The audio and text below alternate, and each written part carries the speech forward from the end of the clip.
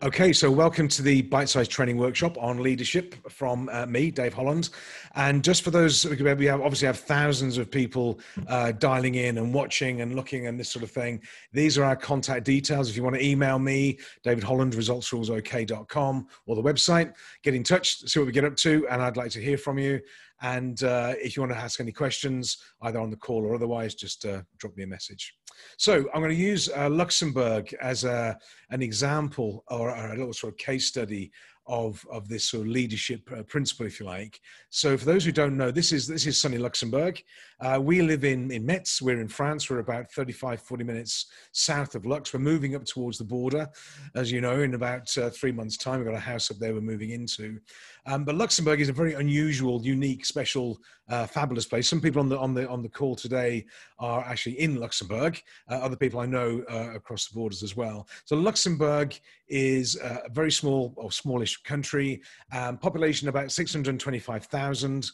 But interestingly, what happens every day, there's a group of workers come across the border from Belgium, Germany, France, typically, and there's about 200,000 of them. So it'd be like the UK having 20 million people come into the UK every morning and go home every afternoon, every evening. So there's a huge influx of people coming in the mornings, and then they all go home in the evenings. And there's even there's a tax relationship between the Luxembourgish government and the German, French and Belgian governments. They allow people to live in France. So we live in France. We pay income tax and corporation tax and business tax in Luxembourg. And there's a cross-border deal where we're allowed to work only, I think it's 29 days we can work in France, but we have to be at our offices in Luxembourg for the rest of the time. So that's how Luxembourg works. It's if you're not been here, it's well worth a visit. It is a fabulous, unique and special place. The only other place I think that's like it or similar to it in my experience is probably Switzerland, where again they have all the banking systems there and people drive across the borders and that sort of thing. And I was up, this is back in, I think it was about January time. I was up on a place called the Kirchberg. This is a plateau just on the outskirts of the center of Luxembourg. And I should have a picture of there. That's the Kirchberg plateau. And on here, we have all the big banks, I think Clearstream are there, EY are here, European Investment Bank, the European Court is here. It's a fabulous, it's like London City, but with trees around it, if you like. And I was having a meeting up here, this is back in January, and I was speaking with one of the senior directors of one of the big four. And we were just having a coffee, shooting the breeze and this sort of thing. And he lives in Belgium and he drives in every day to Luxembourg. I live in France and travel into Luxembourg from France.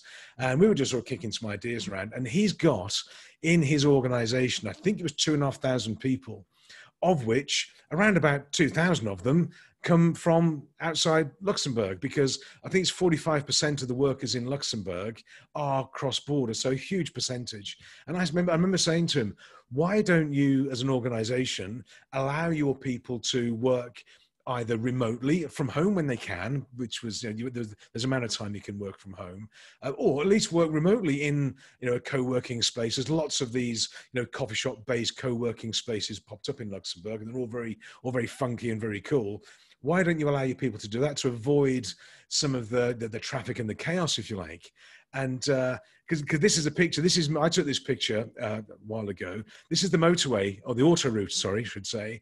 That on top of that crest of that hill, that's the border. So as you go under that gantry there with the lights on it, you're in Luxembourg, and the photograph is taken from a bridge over here in France. Every morning, the traffic looks like that. So it's obviously coming south. You can see it's empty, just a couple of cars. Going north, absolute chaos.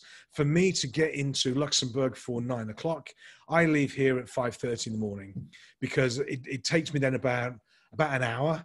But if I leave at 6 or 6:30, it takes 2-3 hours, or maybe never. It's a horrific waste of time. So I said to him, why don't you allow your people to work flexibly, work remotely, work from home, or do whatever? Why don't you allow them to do that?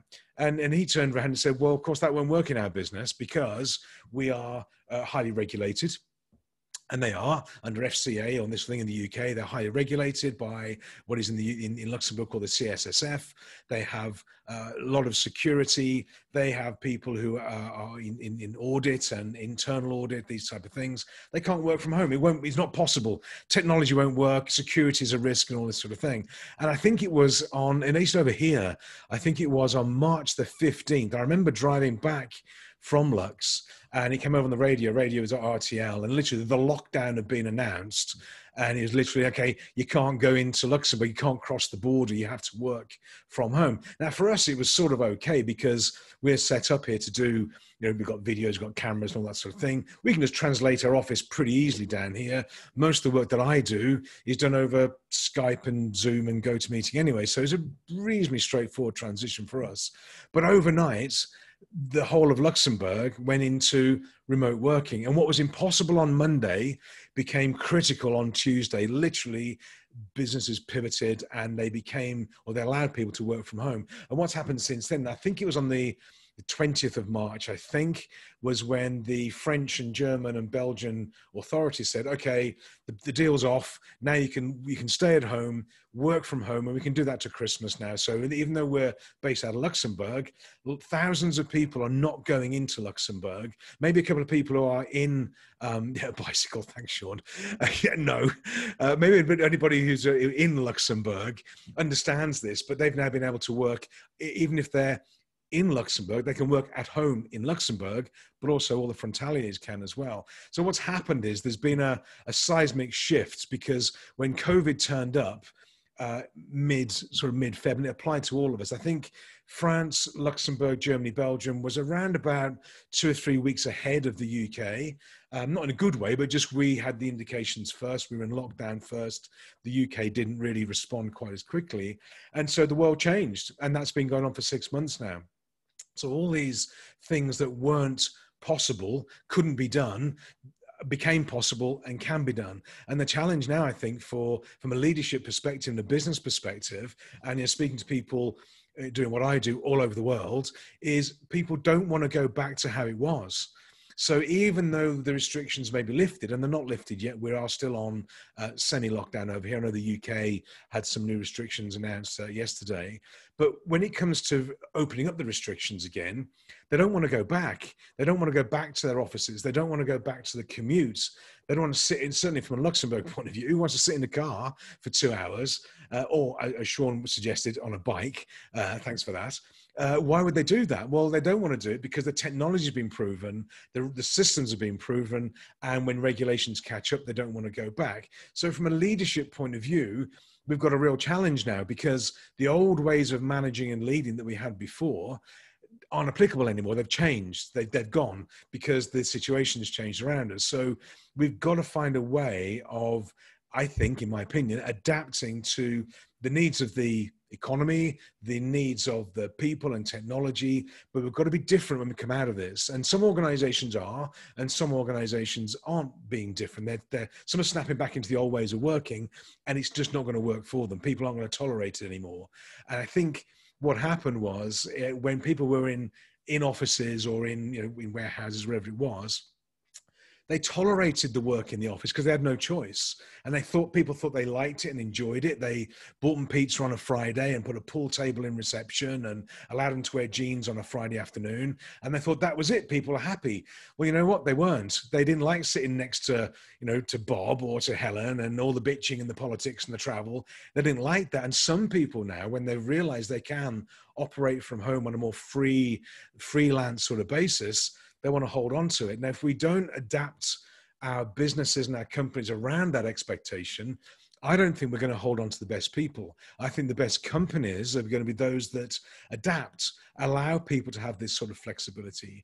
I have a client who works at EY in Luxembourg, one of the big four, and they're doing a very good work, in my opinion. They're allowing flexibility. They're allowing people to work from home or remotely, starting early in the morning, finish late, be flexible. They're allowing people to continue with that.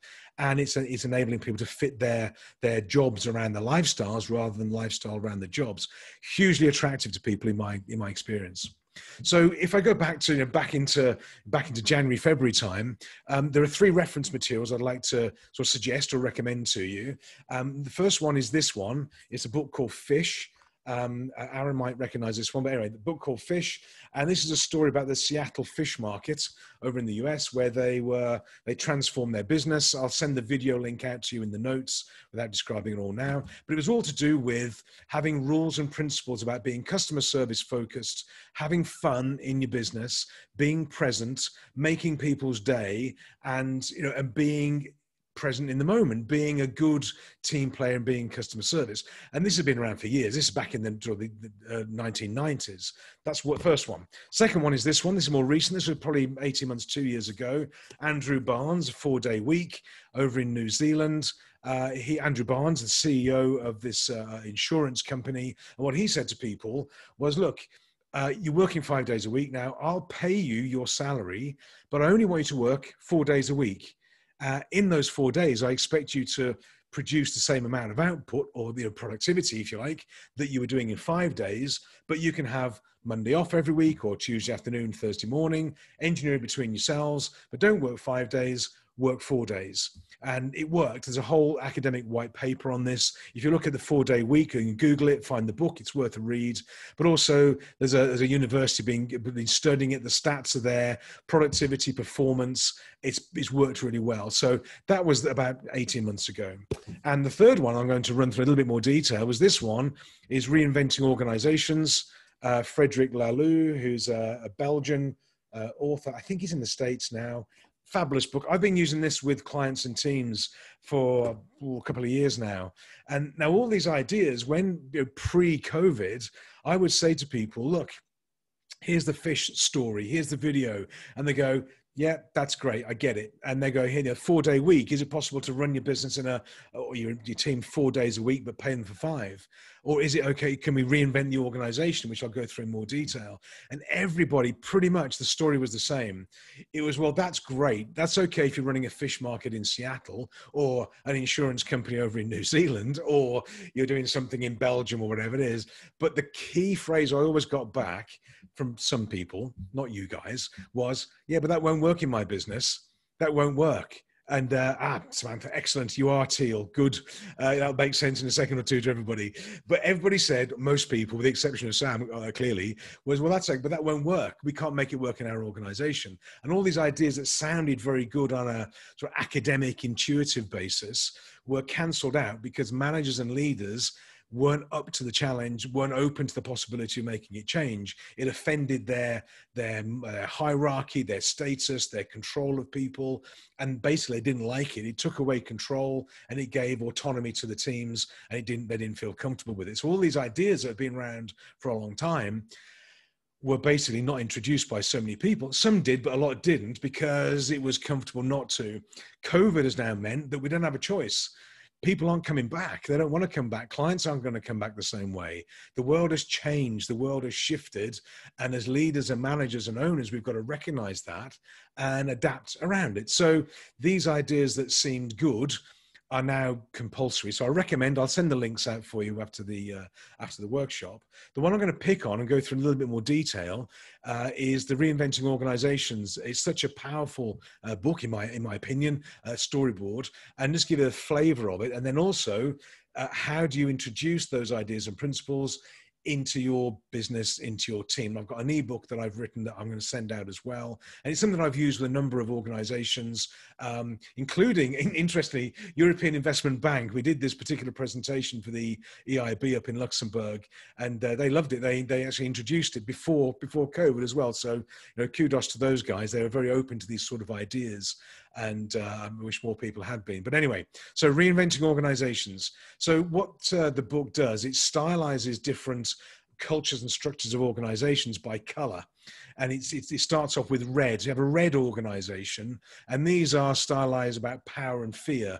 Typically, gangs and cults where you have people are following the leadership, but only because of threat or fear or a high level of consequence. And you may remember I did a bit of work on the sort of street gangs, looking at how do you keep a team and a gang together. They are absolutely brilliant at this in terms of binding people together with rituals and patterns and phrases and clothing, badges and buttons, all this sort of thing. Gangs are very, very good at that, but they have this very severe, harsh leadership style. Now, I know some organizations that run that way. I'm not recommending it, but that's the red level. And you can see this where there's people under a lot of pressure, or you see when there's old historic types of organizations where this was the way that people were leading their organization. It was all to do with gangs and cults, basically. Amber, the next one, is the hierarchy and stability. So we have structure, hierarchy, responsibilities, but it's very rigid. Procedures and protocols, maybe military, where you have a working set of procedures and protocols, and that's it. It could be local authority, government departments. Those who work in Luxembourg will know there are some Luxembourgish government departments, for example, that operate just like this. It's very much structure, hierarchy, procedure, protocol, and you can't speed it up, you can't slow it down. It goes in one way, and that's just it. But government departments are sort of typical of these, if you like. And of course, these guys and gals have got to change as well now. But that's the amber. That's the amber section. Orange. The next one up is profit and competition. This is how I was sort of brought up, I suppose, back in the late 70s, early 80s, where it was all about business and corporations, profit, competition is good, make money at all costs. We led into the 80s when it was all the money made on Wall Street and all this sort of thing. But a lot of organizations were set up this way, where profit is the key, sales is the god, if you like, and that's it. And that's how corporations were set. What they didn't do was recognize that corporations are full of people as well.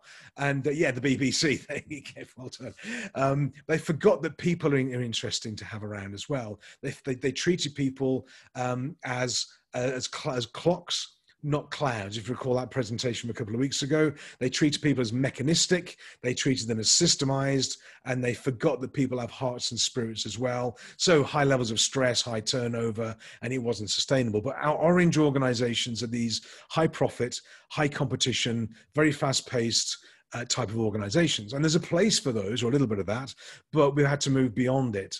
Now, the green organizations, these are the ones such as Starbucks, for example, where they transitioned into service, customer service and values.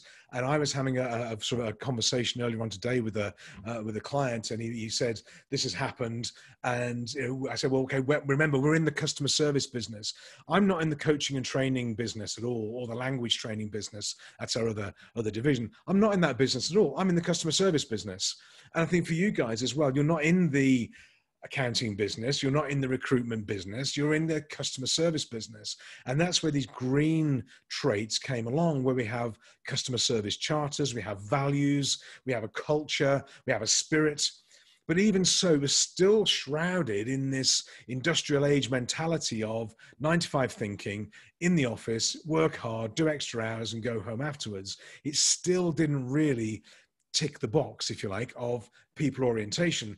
A lot of companies got to green. They got to green reasonably straightforward. They put a mission, vision, values on the wall, and the chairman signs it, and they have a company song and a group hug, and away they go. They think they've done it. It never actually worked. I remember walking into a company on the Cloche d'Or, another area in Luxembourg, and behind the reception desk, there's a big poster, and he's got on it our mission and values. And I said to the guy on reception, I said, what's this mission and values you've got here? And he said, no idea what it is. Yeah, it was just signed by the chairman years ago, and it's been up there for years, and nobody takes any notice of it. This was the problem with it. It was all just bits of paper, cliches and sound bites. It never actually came true within the organization. So that was the next level. Now, the one to aim for, or at least a flavor of which to aim for, is teal. And that's where what Samantha was saying, I am teal. This is what she's referring to. Now, what teal means is that the organization is highly leveraged. Responsibility is truly passed down to the organizer, down through the organization. And it's much more flexible. It's based around the needs of the people, the customers, the shareholders, but everybody's a stakeholder. There's no hierarchy, for example. There's a company called Morningstar. They're a tomato, or tomato if you're in the US, tomato processing packing company over in the US. And they've built their organization around teal principles. And I'll send you a video across 10 minutes of how they've done it. And one of the things when you see the video, one of the guy there, he's in the quality control department. And he said, in my previous company, if I wanted to buy a piece of lab equipment for $15,000, I would have to do a requisition for it, put it to my manager, who put it to the committee, who put it to the board, who put it to the accounts department. And then he said 6 months later, you get the answer back, and the answer is no. In the teal organization, if he believes he needs to buy that bit of kit, he goes and buys it. He just goes and buys a bit of kit, which goes all the way against our industrial age mentality, industrial age thinking. But what it does, it speeds up pace, it gives responsibility, it allows freedom and independence, it removes the layer of management. If you're a middle manager, you're gone, you're dead, you're out the game. There's no such thing as middle management anymore. What we need now is leaders, supervisors, but leaders to take people through this. So this teal level organization that seemed to be ridiculous back in literally by February the 15th, now it's becoming not exactly compulsory, but it's becoming much more possible, much more doable, because people are expecting it. And I've seen organizations, even people that we're working with I know some of you guys in the martial arts sector had a very tough time, interesting time of this, and you pivoted, horrible word, but you pivoted your business really well from academies onto to Zoom calls. Flexibility was the name of the game. So these teal propositions, if you like, are critical now to our success and success of organizations. Now, in any organization, do we need profit and competition? Yeah, of course we do. Do we need a bit of power and a little bit of fear sometimes? Yeah, a little bit is absolutely fine. Profit and competition, yeah, we need that as well. Now, we're not going to just set up a hippie commune up on the Kirchberg in Luxembourg and go, okay, guys, do what you want to do, go for your life and hope for the best. It's got to be structured properly, it has to be introduced properly, but the benefits of it, when you get it right and your own flavor of teal, yes, red to teal 6 times a day. This is the whole that we fluctuate between the two levels. But the principle is, rather than saying, for now, I'm not suggesting you guys do this, but it's like, that won't work in our company. It's, well, we've got to find a way to make it work, or a flavor of it, or a degree of it.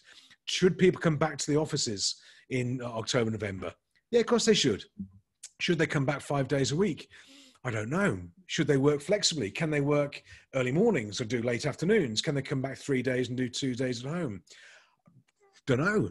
But when you have that degree of flexibility and trust and resilience, it enables people who've been at home or they've sniffed this now. They've had this sniff of freedom. They don't want to give it up. So I think we've got to start thinking about, how do we get certainly green and teal into organizations more, not 100%, but flavors of it, because that's going to give us a real competitive advantage. So given that, and because we're running a bite-sized workshop, how do we do that? How do we bring it all to life? What do we do with this? How do you approach it? Here's a model or a principle you're welcome to use. This is an ebook, or from an ebook I'll send across. And what I want to imagine is that your people, your team, your employees, your colleagues are working in your organization, but they're working on a pitch. This is a football pitch. It could be any sports pitch. And when they're on the pitch, they have to have freedom to move around, make decisions, do what they want to do. But you've got to give them a boundaries and a framework within which they've got to work. Too many organizations have very, very tight, restrictive rules and regulations. So people just stand on the center spot, for example, metaphorically. They can't make any decisions. They can't move. They can't be flexible, and they don't like it. That was pre-COVID. I was speaking with a gentleman who's a very senior guy. He's COO of a large financial organization in Luxembourg. And he said, this is some time ago now, he said, I wanted to buy a new printer for the office because the one had broken or something like that. I think it was €80. And for the COO to buy that printer, he had to do a requisition to London, which went to Dublin, which came back to London. And sort of 3 weeks later, they gave him the authority to go and buy a printer for €80, which is just it's ridiculous, it's insane. That's the old hierarchical structure. That's got to go. So we need to give people freedom to go on the pitch. We need to give people the responsibility to work effectively, work proficiently within guidelines. But we as leaders need to give them the guidelines. So what do those guidelines look like? Well, the lines or the boundaries of that pitch are made up of these things. Number one, what is the vision for your organization? Where are you going? What's the objective? What's the goal? What's the target? Where do you see yourselves in the next 12 months, 5 years? Now, if I ask your team, anybody in your team, what's the vision for your organization? What would they say? Would they go, well, it's this, we are going here, we're doing this, we're doing that? Because they don't know that. How do they know what decisions to make? How do they know what the game looks like if they don't know where they're going? So vision is absolutely critical. Long-term vision. What's your 5-year vision? What's your 5-year goal? Our vision for our organization, for example, is to have a coach working under our umbrella, working alongside us in every capital city in the world, which opens up lots of possibilities. So I want to have one of our results rules coach licensed and working alongside us in every capital city in the world with their teams and that sort of thing. That spreads the word even more than we are now. That's the vision. That's what we're leaning towards, or where we're going. And everybody in the team is pointing, everything we do points towards that. So we are becoming highly systemized. We're looking at a franchise offer, a licensing offer. We're looking to build it so people can work alongside us remotely and have all this sort of thing going on. So that's our vision, which guides what we do. And the same for your team, your organization, and yourselves as well. Personal vision is key. Next one is the mission. How are you going to get there? Because it could be Chris, for example, Chris Bird. I'll pick on Chris. Chris, you and I have known each other for a long time, which is all very good. Chris, our vision could be the same. Our vision could be very similar for what we want to do. You are in the recruitment business. I'm in the coaching business. So the mission for us is different. I'm going to achieve my vision by doing this. You would achieve a similar vision, if you like, whatever it is, by doing something else. But the mission is, how do we do it?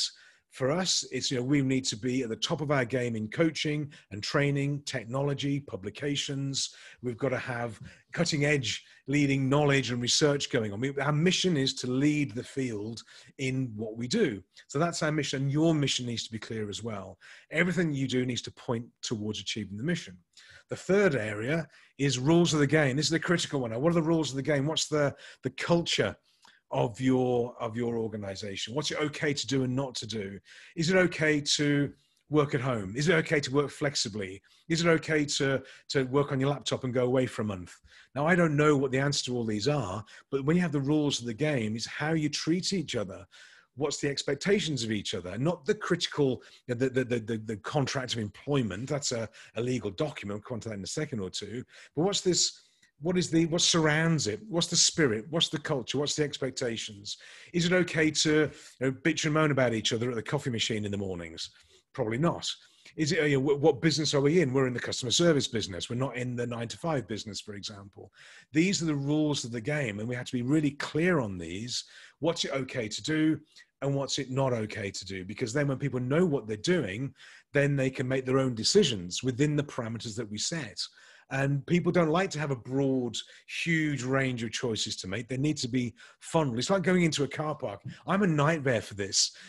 Sometimes I park up in Luxembourg at the station in the Gare area, and the people know the multi-story there early in the morning. You'll know the one I'm talking about. You go up with a little spiral up towards the top. I get there nice and early, and every car park space is empty. There's like 3 cars parked, and there's 500 car park spaces. And it's like, which space do I go for? And it's like, really, which one is it? Is it that one? Is that one better than this? Or whatever? It's a nightmare. Take me to a car park where there's 4 spaces. I'll pick one immediately. That's it. I'm straight in. People need to have a framework to work within. They need to understand what the choices are, what they're allowed to do, and what they're not allowed to do. And this is what this framework does. And the fourth boundary is made up of obviously contracts and legal.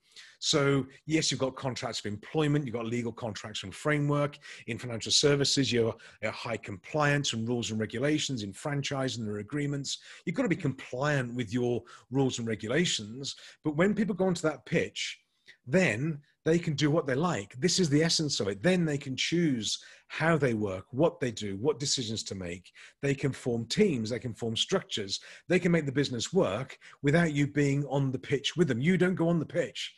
you're off. You're the manager. You're the, the owner. You're the coach. You're off the pitch. You may bring them off at half time. It's called, quarterly review, and you go through, okay, strategy, tactics, oranges. Here, do this, you do that. Here we go again. Off you go, do your thing. But we've got to give people freedom, and the freedom of time, freedom of choice, freedom of expression, and flexibility to do their best work. Because between those 3 books, whether it's the fish at the Seattle Fish Market, or the 4-day week down in New Zealand, or the Reinventing Organizations, which is a very European-based thing, between those 3 things there, that's where the magic happens. But we've got to give people the ability and the responsibility and authority to do that. And we've got to lead them through, because the business has changed. We're not the same as we were before. So that's the sort of the framework. That's the content finished. What I'm going to do in a second or two is put you guys into groups. But before I do that, I was going to pause the recording. Where are we? Pause recording.